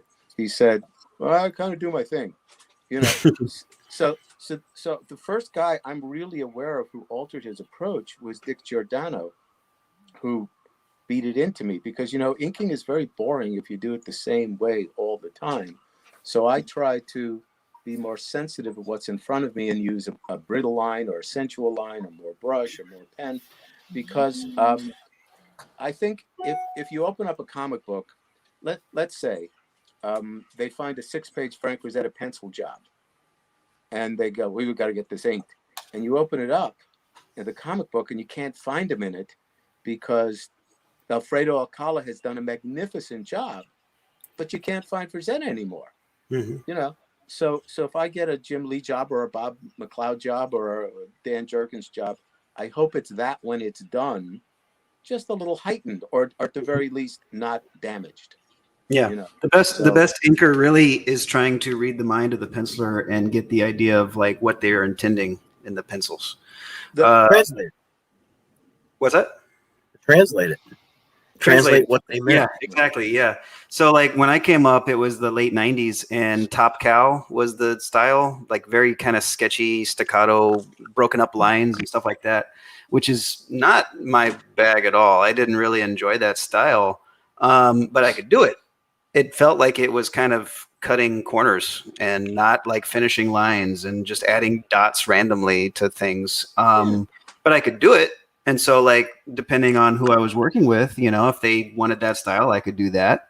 Or if I wanted more traditional, like, like you mentioned, some guy like Mark Farmer, who's very like fluid lines, stuff like that. You want to try to be versatile when it comes to pencilers. You don't want everything to look the same. Right. But I'll tell you, Dan Jergens did Superman vs. Aliens, and Kevin Nolan was inking it. It was so good. Right. And Dan was thrilled because he had every anticipation of Kevin turning it into Kevin. Right? Yeah. On the other hand, Mike Mignola did a job that Kevin inked, and Kevin was absolutely faithful to it. And Kevin let it, and Mike let it be known that he was disappointed that Kevin didn't take over. Was that Gotham by Gaslight? What book was that? I don't know. But okay. That was all Mignola. Right. But But Kevin's reply shut Mike down because Kevin went, oh, but it was perfect. I couldn't change a line. Yeah, that's a good response. Yeah. Bob, I think the best. I've never had that. I think the best. I think the best that Joe Quesada looked was when Kevin Nolan inked him. Yeah, right. Well, I agree. Into Kevin Nolan. Yeah, I agree. Yeah. But Kevin Nolan is very heavy-handed, but it's such a good heavy hand, But then there was the flip side. Did you ever see Joe? Did you ever see the Man Bat job that Marshall penciled and Tex Blaisdell inked? Oh yeah, yeah. Well, God, Tex didn't give a shit. The phrase "train wreck" comes to mind. Right. I mean, he really didn't give a shit. But I'll tell you a story. Gil Kane. I inked 3 issues of Superman over Gil Kane, which I was very pleased by. And then Kevin Nolan called me up to say, I'm going to ink a Gil Kane graphic novel. How did you do it? And that was very flattering because Kevin's such a superior artist. So after Kevin inked 3 pages of it and sent it in to the editor called up and says, what are you doing? I expect you to change this stuff and turn it into Kevin Nolan. So that's what he did. So Gil Kane was doing an interview and he said, have you ever heard of this Joe Rubinstein guy? He says, yeah. He says, I don't know what the hell he thought he was doing when he inked me, but Kevin Nolan really stayed true to my stuff. Well, I So guess sometimes pencilers are delusional also, John. Didn't Gil Kane have a long-standing kind of love-hate thing with inkers anyway? Oh, yeah. He said inkers were equivalent to the guy who sets up the chair for the director Yes. to sit in. Right. Jeez. Now, Yeah. now, I was at a panel Maybe once back when then. Joe Kubert was there, and he wrote in to tell Gil he was full of shit. But a lot of people damaged Gil's work because they didn't know what to do with it. But Yeah. I didn't particularly care the way he inked his stuff either once he got into his marker school. You know who I liked over Gil was Dave Cockrum. I thought Dave really gave him a richness that he needed. It was almost like when J.R. Senior inked him, Well, but even a little slicker. My favorite was Jansen because he Oh, really kept the flavor. well, yeah. Yeah. And No Dick, question there. And Dick when he did Iron Fist #1. So. Bob, in terms of the conversation about inking and that, do you have anything you want to add? Do you have a rich history of inking? Yeah, I mean, I think it's really important to be versatile and not ink every job the same way. I mean, even if you are as brilliant as Alcala was, I think it kind of limits you to what pencilers you can ink appropriately. So I tried to not so much change it for the pencils, but just do what I thought looked best for each penciler, which the penciler might not have agreed with, but I tried to do different things with different artists. So I think it really helps to be versatile and study a lot of different ink styles. I think the one thing that we can all agree on is that at the end of the day, it's all subjective. Yes. The one thing I do think that's interesting is that Joe said is how to, like, when he's describing a line, he's doing it with emotion, like a soft line, a hard line, a finesse line. Masculine and feminine line. Yeah. Yeah, but still, these are all, we're applying subjective descriptions to a line, which might mean something different between Mostafa and Joe or Jaime and Francine. Jamie, you ink your own stuff. How do you go about doing that? Same with you. We'll go over to Francine as well, because here's an interesting dichotomy. You got to leave in like 6 minutes. We got 6 minutes, Joe. I'm sorry, I was talking to somebody. Yeah, I got to go for a doctor's appointment in a few minutes. No worries. Jamie, talk to us about inking your stuff. How do you go about it? Well, I start everything off Bristol board, non-photo blue pencil, and then I, lightly sketch out the forms, and from there I might sketch in like some of the details, but for the most part, I know that I'm going to be doing a lot of it with the ink. And from there, I pretty much just go for light sourcing and what feels right. I know that might sound weird, but there's just sometimes I've learned to trust my intuition on some things. And it's like, if it feels right, just go with it. I mean, the worst that's going to happen is I make a mistake. So, I just go for basically what I think feels right and what I think looks cool. That's my whole litmus. Does it feel right? Does it look cool? All right, run with it. Yeah, it's subjective to everybody but yourself. Like, to yourself, you know exactly what it's supposed to look like. Yeah. What about you? So here's an interesting, and once again, we're going to see a dichotomy of illustration versus animation, because I have my animation answer for it. I want to see if mine matches Francine. Okay, I gotta say that maybe it's gonna sound lazy. I do most of the time. I do all my work by myself. I sketch it out, and what I do is like, I check the composition works. If the composition works on the very quick sketch, I do like a more tied up sketch. And then if it's going to be traditional, I print it out, blow it out, and trace it with light table. And if it's digital, I just ink on the Cintiq. And then I do colors. I just find out I have a friend now that he's working for some companies as a colorist, and I'm starting partnering up with him. He do my colors.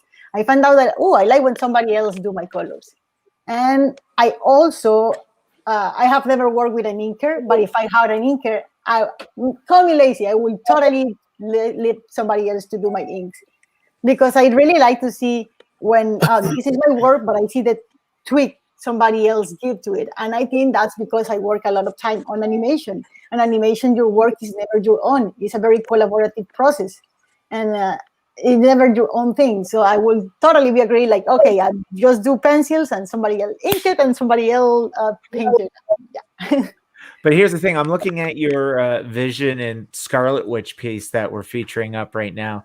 And the one thing I have noticed about your, I don't know if you want to call it your style or your methodology, is that there is a lack of line. You very much have, and I guess this is very much in animation, you can't do thick and thin. You can't vary the line in animation because you get hand slapped, because when you animate it, the lines are just going to start going like this. It's impossible to keep the consistency. Where you can add that variance that Joe and Mostafa was talking about. So that's where I was gonna go, is in terms like in animation, everything has to be literally just a consistent wireframe line. However, so actually that's one of the stuff that I have been training more on, like the lack of line that we have to work in, because you have to trace that draw 1,000 times.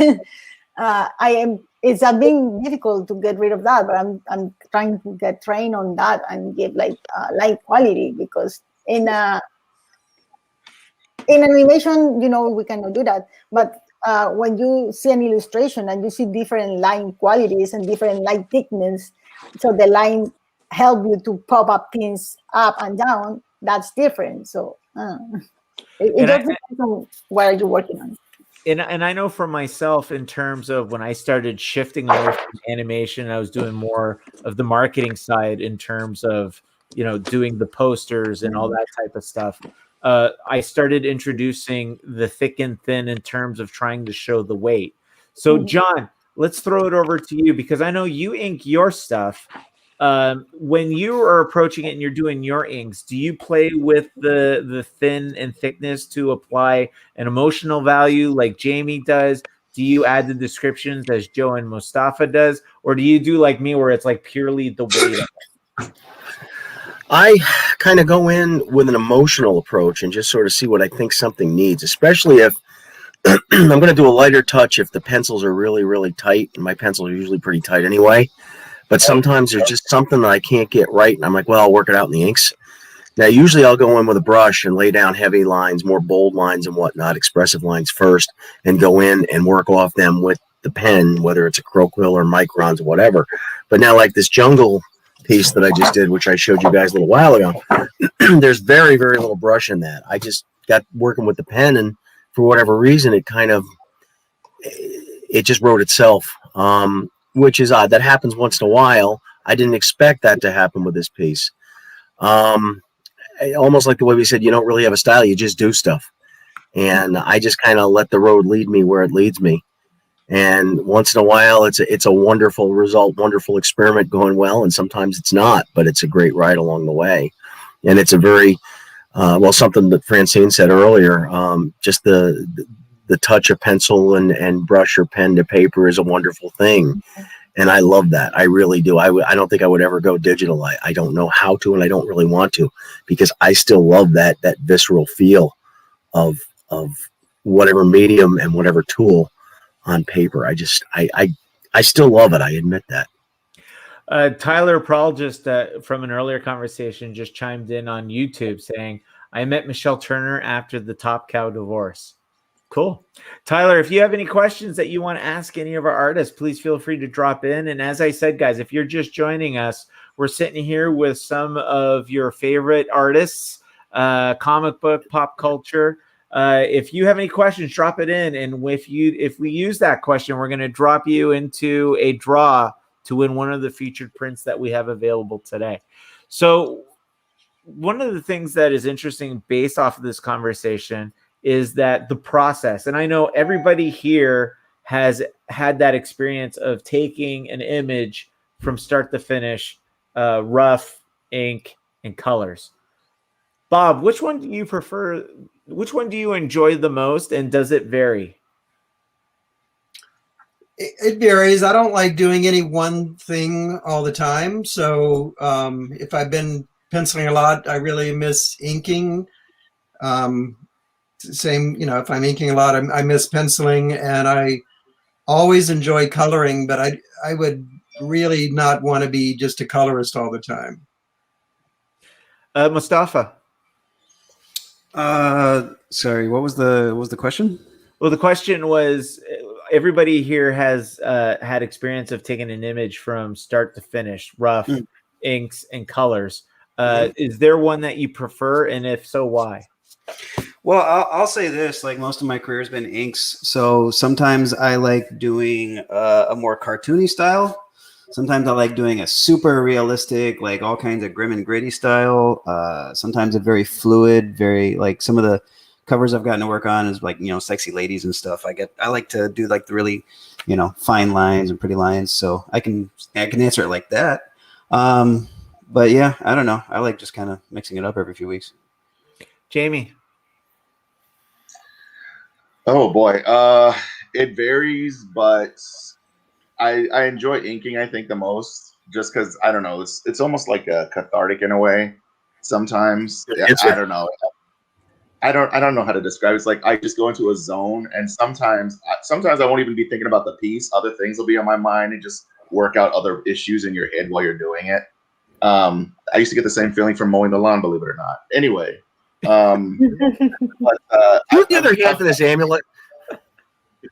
I've gotten a greater appreciation for doing colors too, though. I'm definitely growing more fond of that aspect.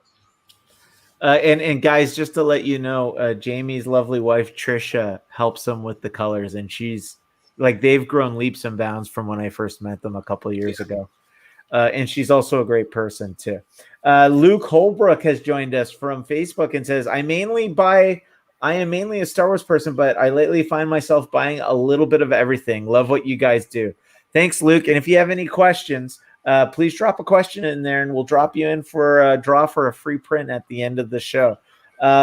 Here's a cool thing. Luke has not only bought one of Mostafa's Star Wars canvas, but he also bought every single one of Jamie's villains line.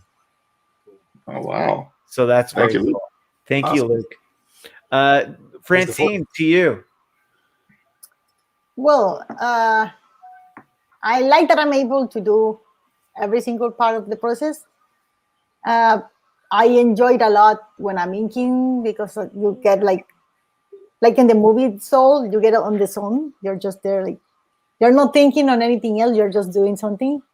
But I think my favorite part is like the raw, very sketchy raw part. I love to just sketch things. And that's why a lot of my colors sometimes are like on a sketch line, because I don't go there and clean it. I just want to just jump and go to color. So I think my favorite part is just like do very raw sketches of just the feeling and the movement and the life of action is there. I don't know. John. I'm primarily a penciler, and I love doing that, but I really, really sometimes get into inks, and it is very cathartic when you switch from one to the other, especially if you've been working on a pencil piece for a long time, and all of a sudden you can go to inks. I always call that a psychic enema, because when I did my first book, we had to write and draw it as we went along. The full script wasn't done because it was about the comic business, and the business was changing day to day. It's almost like Casablanca. They were writing it as they went along. And it was a great little drill for a new guy coming in, but we had to have the whole first issue penciled before we could go to inks. I used to beg, I was getting so burned out. I'm like, just let me ink a couple pages. No, we got to have everything done because there might be something changed. When we were finally done and everything was okay and I was able to ink, I think I inked like 3 pages the first day. Granted, they probably weren't the strongest looking back now, but it was just it was like a weight off my shoulders to do. And it's the same way when I'm doing these things now, because of course I'm doing full pencils on everything, on these cover recreations and whatnot I'm doing with you folks. And I want to get them completely penciled and set up and then scanned and whatnot. So I can't go and get this penciled and maybe work on that ink without anything on this part of the page, So when I can go to ink, I just start to zip through. And a lot of these pieces have been representative of that. Certainly that Captain Marvel piece I did a few weeks ago, and even this Jumbo comic thing. When I was able to finally sit down and do ink, it was just like, we got like a working with question color from too. YouTube. Tyler Prawl asks us, and Tyler, you're gonna get a ticket for this one. Experience any interesting comic book conversation stories over the years? Bob. Well, yeah, sure. I mean, 100 of them, but I don't know that there's any I can say off the top of my head. I mean, I used to that won't get you in trouble. I used to work up at Continuity, Neil's studio, and just conversations all day long around there among all the artists. But most recently I've been just working at home talking to nobody, so not so much lately. Has anybody been answering? No. Have you been arguing point counterpoint with yourself, Bob? Because that's a problem. I don't know if he has multiple personalities or what. Like what? Get off! No, yes. That's a sign you need to get out. Francine, I get out once in a while when it gets to that point. Yeah. Francine, any interesting comic book conversation that jumps up to you? Well, not lately. I don't talk with many people. Just you guys on Wednesday. So yay, because COVID, so I cannot go outside. So no, not really. Does anybody have any comic book conversation stories that jumps up to them? Well, I can say this, since there's no real Comic Cons or anything, you have to kind of find the stories. But it's nice that all the Marvel movies are on one place to find them. Like a Disney Plus, right? So like if you look for like Batman '89, you think like, oh, it's on HBO Max. No, it's not. You have to go find it. You have to hunt for it. It's not like on Hulu right now or something, right? So like that Disney has all of them, and they even have them in order of phase 1, phase 2, phase 3 for people who care. And then like I met a friend who like had never watched any of the Marvel movies, so I'm like, okay, sit down, we're gonna do this. Yeah, I know. And so you're getting to watch them through like somebody's eyes who haven't seen them, and you're like, oh, this is the part with Bucky, he's gonna show up, and this is the part with Thanos, and like you get to like experience it all over again, and you realize like, man, that was some well done stuff they did for like over a decade, If I can leverage off that, the one thing that I have really enjoyed with the explosion of comic movies becoming mainstream is that people who didn't give a rat's ass about these characters before these movies are now actually coming to me for the backstory. Like just on the WandaVision alone, I have to basically pause it every 5 minutes. Why is he white now? Yeah, that was fun. And in my head, I'm like, West Coast Avengers. Exactly. Yeah. Vernon Williams, right? Yeah. And then when they did the Halloween episode, and you're just like, okay, now that's his original costume. That's her original costume. It's like, and the kids dressed up in their costumes they'll be wearing in the future. Yeah. I remember the first time my bigger sister got even interested in something about comics, or even talked to me about comics, was when they were doing the all X-Men movies, and Hugh Jackman was going to be Wolverine. He was like, oh my God, that guy is so hot. I gotta watch that. Who is he in the comics? So she started talking because the actor was hot, so she wanted to watch the movies. And I was like, oh, you have never talked to me about comics in your life. I think that's why a lot of people like Winter Soldier, to be honest. I just love the fact that I've turned into the Wikipedia for filling in any of the gaps. Like, what is that book in the dungeon? Where does that come from? Oh, that's from Doctor Strange, and then this is connected to that. And remember that magic isn't magic; it's just pulling energy from different dimensions. And they're actually listening and not checking out, wondering what time something's going to happen. I just that's the cool part of the period that we're living in now, which is a far cry from when Captain America had a see-through shield and a motorbike helmet. Oh, that was bad. But hey, it had Christopher Lee, right? I saw that when it was new. That's how old I am. But Christopher Lee, did he play Red Skull? He was he was just some random villain in the second Cap movie, I believe. Okay. I think he was a Nazi, wasn't he? I don't know. Luke Holbrook asks, what is the best reaction you've received from your artwork? Now, guys, just to let you know, 5 more minutes. In 5 minutes, we're going to do the draw for the free art print. So get your questions in. Luke, you get dropped in. All right. Okay, go ahead, Francine. I got a video of this girl that we give her our comic book, and me and the writer. It was a friend of the writer. And she sent us a video. The mom sent us a video when she got the book. She got it, she opened it, and she just hugged it and started like crying of the emotion and saying thank you. And I was like, oh my God. Just that, it was like, it almost got me to tears because she was so excited to finally have the comic on her hands and open the book. And she was just a little girl, like 14, 13. So it was like, oh my God, this is so excited. Jaime, best reaction. Comic convention, somebody was looking through my artwork and they said, I can tell you have fun when you draw these. And that's what I try to convey whenever I draw something out, that I'm having fun doing it, for sure. Best thing ever. Bob. Oh, all the comments I get at conventions with people telling me how much the New Mutants meant to them as teenagers, how they could relate to the characters and the personalities that I had in my drawing, trying to make them look like individuals. That really hit home with a lot of people, and it's astounding to me what an impact those comics had on so many people. It's really been really humbling to hear that it showed.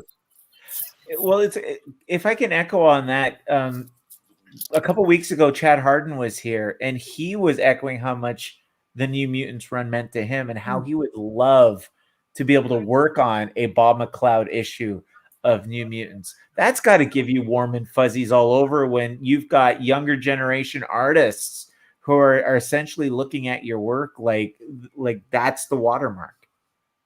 Yeah, it's amazing. When you do this work, you never think, or at least I certainly never thought that anybody would be wanting to imitate me or holding me up as some kind of some artist to admire. I was just one of the guys. And so when I hear younger artists who kind of hold me up at a high level, it's I don't even know what to think about that. It's very strange. Mostafa. Well, I've said before, when I had Kevin Eastman come up to my table and saw my Ninja Turtles print and was like, "Hey, that's pretty cool, Ninja Turtles." And I was like, "Oh my gosh!" And he signed it and drew a little Ninja Turtle on it. Said, "Your work is awesome." That was pretty awesome. But there's a friend of mine who I went to grade school with, who was a really talented artist, and I was always jealous of his art. And I never really thought I was that good of an artist until he told me, like, "Man, you're like the best artist in this school." I was like, "What?" That was the first time I got that validation. And he actually reached out to me, years later, and commissioned me to do a piece for him, and his father-in-law had just passed, and so I did a little him as a superhero type thing, and presented it to them, and I saw the reaction on his wife's face, and yeah, that just made my year. John. There's been a few situations where people have said to me, "You deserve better. You should have been allowed to go a little further," and that it touches me. At least one person here has said that to me, and it's meant an awful lot to me because my career ended badly, and I still have some unresolved feelings about that. And when somebody says something, well, it didn't end. The Eagles said it best, my friend. They never broke up. They just took a 16-year vacation, 25-year vacation. No, when somebody said something like that to me, and it's happened a few times, and again, at least one person here said that to me, it means a great deal. Dude, I'm telling you right now, man, you're the best kept secret, and I'm gonna be excited to be pushing you out the door and And when the circuit starts kicking up again, Lots of people have pushed me out the door over the years. No, I mean into the world. We're all held up in our rooms, but when the circuit kicks up, and I think West Palm Beach is going to be our first opportunity to turn one of those spotlights on you and show the world what you can do. And dude, John, proud of what you do. you can't take that too personally, because that's happened to so many people in this business, and you're a great example of how talented you can be and still not get the acclaim you deserve. I mean, you just got to work for yourself and not worry about it. Thank you. I know. It's just that when it happened with me, everything else had collapsed too, and that was just the cherry on top of the bad luck Sunday. And it was an extremely bad period of about 2 months that just everything blew up in my life, and it took me years to rebuild. But this is good for me, and I appreciate being part of it. Genuinely. Blue skies ahead, my friend. All right, we've got 10 minutes left. I'm going to get these 2 questions in so that they can get their draws, and so I'm going to randomly ask it. Tyler Prawl says, "What was the worst critique that you experienced about your artwork?" Real quick, 30 seconds. Okay, I got one. You got one? All right. Yeah, I got one. So it was at Wildstorm when they were just kind of still starting out, and I actually, I didn't get a lot of really negative critiques. I was like 18 or 19. It was my first Comic-Con, and it was an inker who everybody else took the time. The DC guys were like, "Oh, if we had a showcase, we'd give you a book right now." I was like, "Wow, this is gonna be easy working in comics," like that kind of thing. But this guy, he was like flipping through it after 3 pages and was like, "Yeah, it's whatever." And he was an anchor for Wildstorm, and I saw him in line at a publisher I worked with the next year trying to get work. Steve, I got one I got to say on that. When I was first trying to break into the business, I went up to DC Comics and talked to Joe Orlando, who was the art director there at the time. And he told me, he looked at my stuff and said, "You really need to go back to school and learn how to draw." Oh, really? Yeah. Wow. And I think we'll use It's that. okay. I got one. All right, John. I was 13, day after I graduated from junior high. I went to a convention here in Albany with a couple of the then big names. One guy who was doing basically every cover for DC at that point. Showed my stuff. Now I'm 13. I'm not expecting to get hired. I just want pointers and to know if I'm going in the right direction. Show my stuff. You need to do this, this, and this. Okay, fine. I step out of the room. My best friend stays in there. The guy does not realize he's my best friend, says right to the other guy, "He stinks." And you know what that does to a 13-year-old? Oh, yeah. But I'll tell you what. That made me, when I was doing conventions and store appearances, more sensitive about that. And there were times I had really rude fans who were way out of line, pushy, not ready. I was never rude to anybody. I would never hurt somebody's feelings because of that. I always tried to be positive and never lost it with him. And that was a good lesson for me. Of course, I also let the air out of his tires in the parking lot. But that was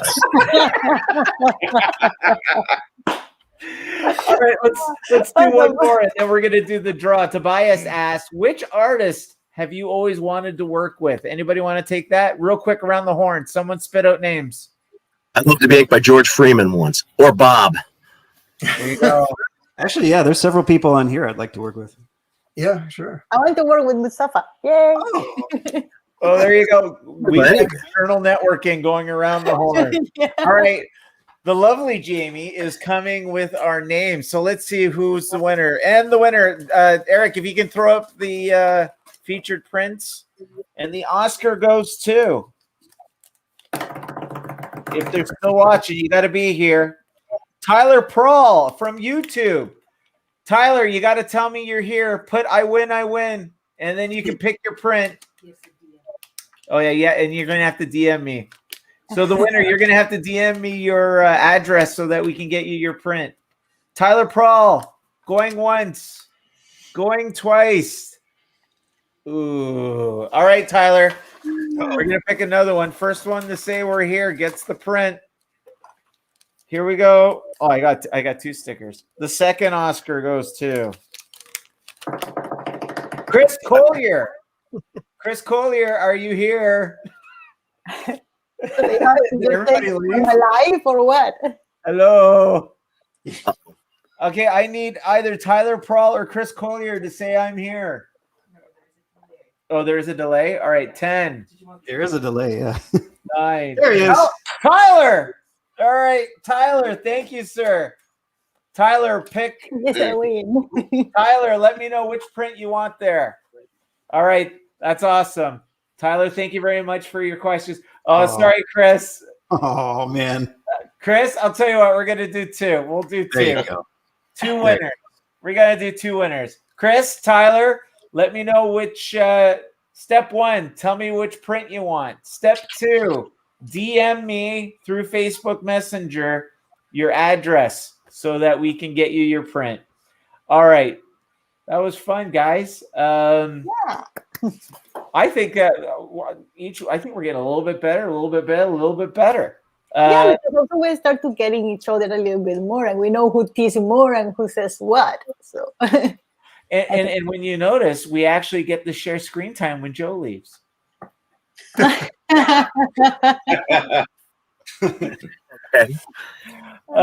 Yeah, so congrats to our 2 winners, Tyler and Chris. Now remember, guys, we're here every Friday. Friday's the other show.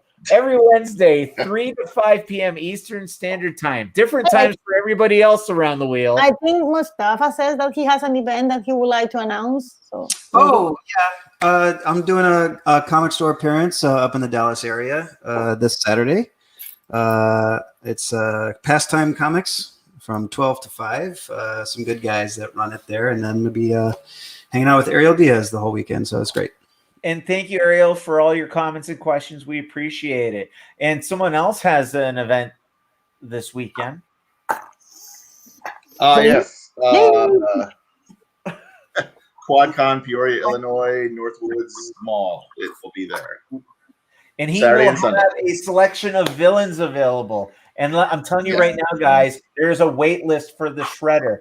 So if you're lucky enough to get there and get the Shredder, you're getting it before the wait list. All right. So Chris Collier has selected The Wolverine by Chad Harden, and we're still waiting for Tyler's selection. Yeah. Awesome. So, guys, any final thoughts before we go? No? All see right. you next week. See you next week. All right. And hopefully, Be there. who's going to be available this Friday? The Lost Toy Box, 5 to 8 p.m. Eastern Standard Time. We have a very cool, I have found, vintage 1961 Flintstone lamps, and they are cherry. So if you get a chance to want to check that out, they're very cool. But other than that, on behalf of the man, John Hebert, Jamie Coker, Francine Delgado, Mostafa, and co-creator of the New Mutants, Bob McLeod. I want to thank everybody for spending the last 2 hours with us while we goof around. 2 dogs. And 2 dogs. hey, ladies and gentlemen, check out John Hebert's website and DM him how good he is, because if he don't believe it, we all do. All right. We had 2 dogs as guest stars today. Good night from the Great North. Good night, everybody. Good night. Good night, gang. See you next week. Take care.